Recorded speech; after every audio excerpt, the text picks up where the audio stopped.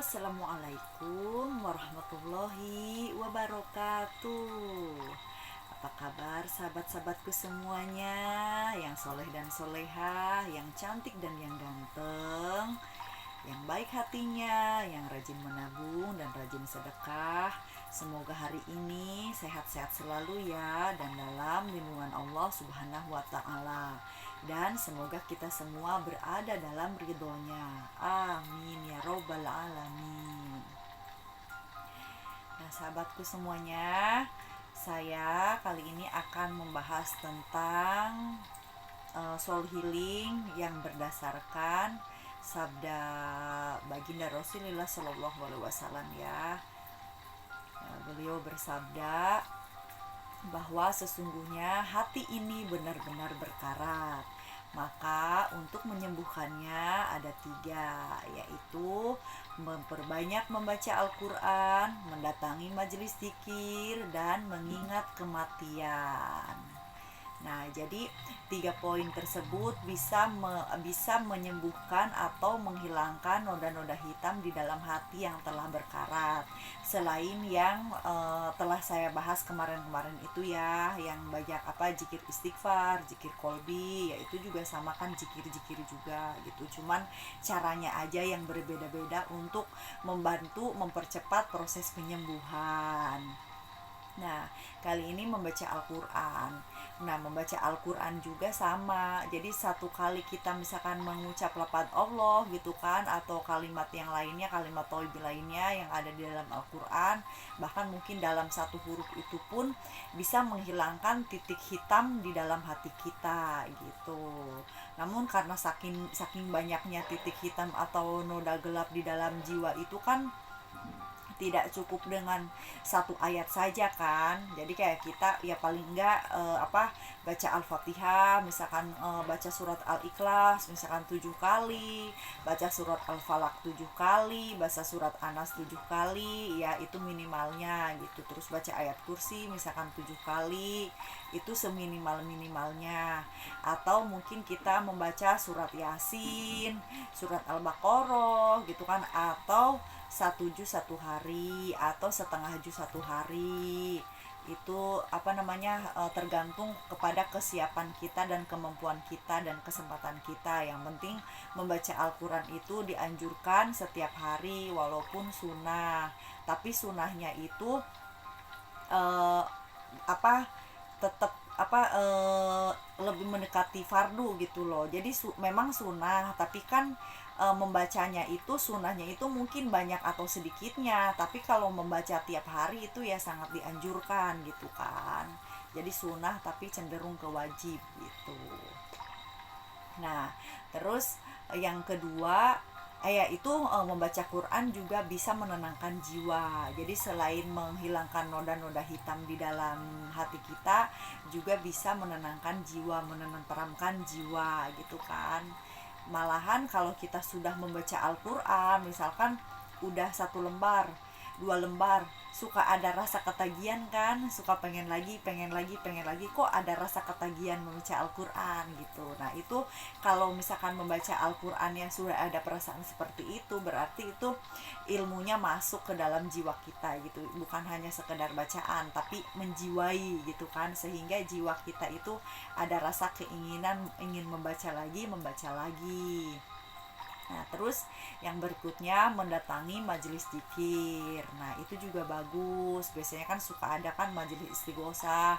Ada yang setiap malam Jumat, ada yang setiap malam Senin, atau malam Selasa, atau malam Minggu, atau malam apa saja gitu kan. Itu bagus gitu. Majelis zikir atau majelis ilmu juga sama. Cuman memang yang disebutkan di sini kan majelis zikir. Karena memang setiap kita berzikir, mengucap lafaz Allah atau la ilaha illallah atau istighfar atau zikrullah yang lainnya, itu juga bisa menghapus noda hitam, noda gelap di dalam jiwa dan hati kita. Nah, terus yang berikutnya adalah mengingat kematian. Semakin kita banyak mengingat kematian atau kita takziah kepada orang yang meninggal gitu kan, itu juga kan untuk mengingat kematian. Nah, itu juga bisa menghilangkan titik hitam atau titik noda di dalam jiwa dan hati kita. Karena setiap kita mengingat kematian itu kan itu suatu tanda kita juga kembali kepada Allah dalam waktu masih hidup kan. Jadi setiap kita ingat mati, kita berarti kembali kepada Allah. Kita mengingat kematian, kita kembali kepada Allah gitu. Jadi itu juga poin yang sangat penting ya dalam kehidupan sehari-hari gitu. Namun 3 poin tersebut karena mengingat majelis zikir yang kita kunjungi itu kan kadang-kadang hanya seminggu sekali ya kan. Membaca Al-Quran juga paling 1 hari belum tentu sampai 1 jam. Mengingat kematian juga kadang-kadang jarang kalau nggak ada orang yang meninggal ya kan. Nah itu kan tahapan umumnya gitu kan. Nah di dalam masa-masa itu yang tadi saya sebutkan, lebih banyak ngeluhnya enggak hati kita, lebih banyak kufur nikmatnya enggak dari jam ke jamnya itu. Contoh membaca Al-Quran 1 hari, taruhlah Yasin 10 menit sampai 15 menit ya kan. 1 hari 15 menit, itu pun kalau setiap hari. Kalau enggak, nah dari 15 menit ke 15 menit hari berikutnya kita banyak ngeluhnya enggak. Sedangkan dalam 1 hari itu ada 24 jam 24 jam ngaji cuman 15 menit ya kan.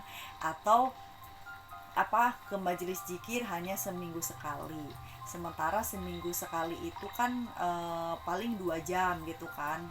Nah dalam 1 minggu itu atau dalam dari ngaji Yasin ke Yasin berikutnya banyak ngeluhnya enggak, atau banyak kufur nikmatnya enggak, atau banyak syukurnya enggak, atau banyak sabarnya enggak. Nah makanya kenapa penyembuhan jiwa itu yang kemarin-kemarin saya sebutkan untuk terapi setiap hari itu perlu dilakukan, karena memang jarak dari mendatangi majelis zikir ke majelis berzikir berikutnya itu hanya 1 minggu atau 3 hari sekali.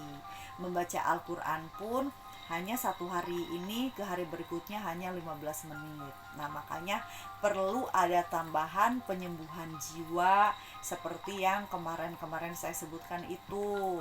Contohnya sholat sunnah taubat, terus membaca istighfar setiap hari, dan penangkal aura negatif saat kita menerima aura negatif dari omongan orang ataupun dari bacaan yang kata-kata negatif, langsung kita tangkal dengan baca istighfar dan tarik nafas, buang nafas tersebut.